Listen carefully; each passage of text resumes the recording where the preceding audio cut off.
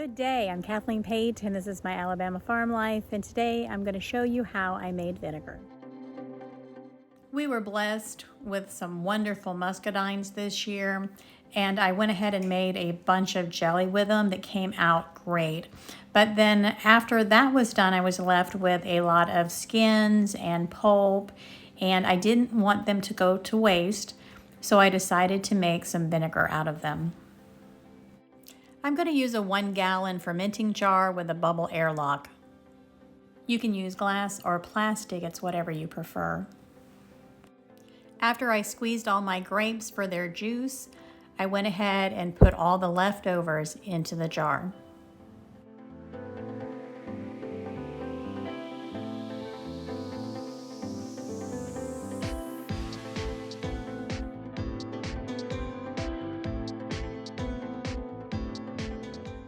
I have almost a gallon of grape leftovers, and there's still quite a bit of juice left in there. But I'm going to go ahead and add 4 cups of water, 1 cup of sugar, and add it to my container. I have watched several YouTube videos on creating vinegar, and I'm not using any specific recipe. I just decided that I wanted to add enough water with sugar in it to cover the grapes. So I ended up with a little bit of sugar left in the container that didn't dissolve and went ahead and topped it off. I think I have all my grapes pretty well covered.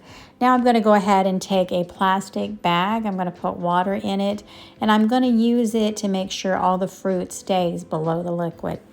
When making vinegar or wine, it's suggested that you use a distilled water, but I use the tap water out of our faucets because this is coming directly from a spring. All the fruit is in the liquid. I'm going to go ahead and put on the lid and add the bubbler. Once everything's set up, I'm going to store the jar in a cool, out-of-the-way place so the fermentation process can begin.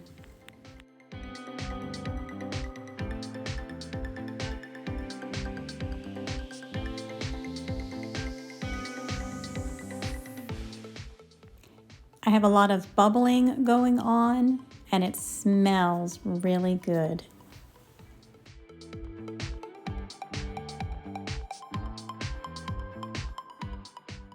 I just noticed that I had some liquid escaping from my jar, so I think it's time to separate the grapes from the vinegar. I've pulled out a second 1-gallon glass container, and I'm going to go ahead and pour off the liquid into this container through a strainer and see how much I can get out of it.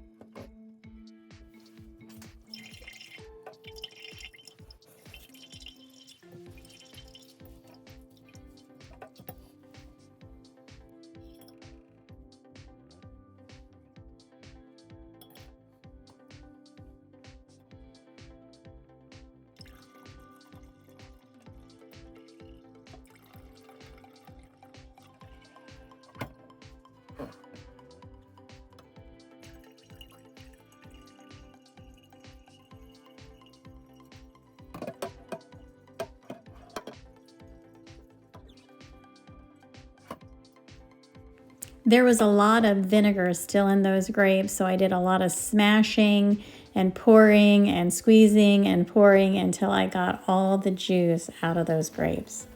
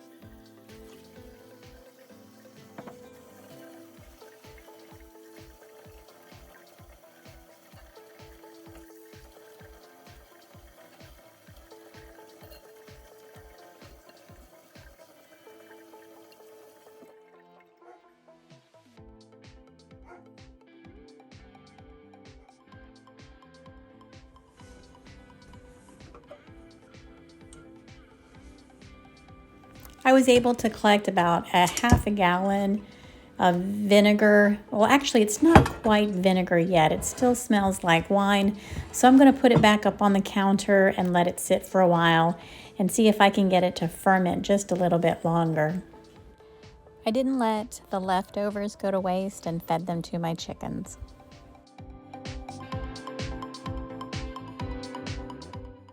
After 7 weeks, I opened up the jar and it smelled like vinegar. So now it's time to get it into its individual jars and get it stored up.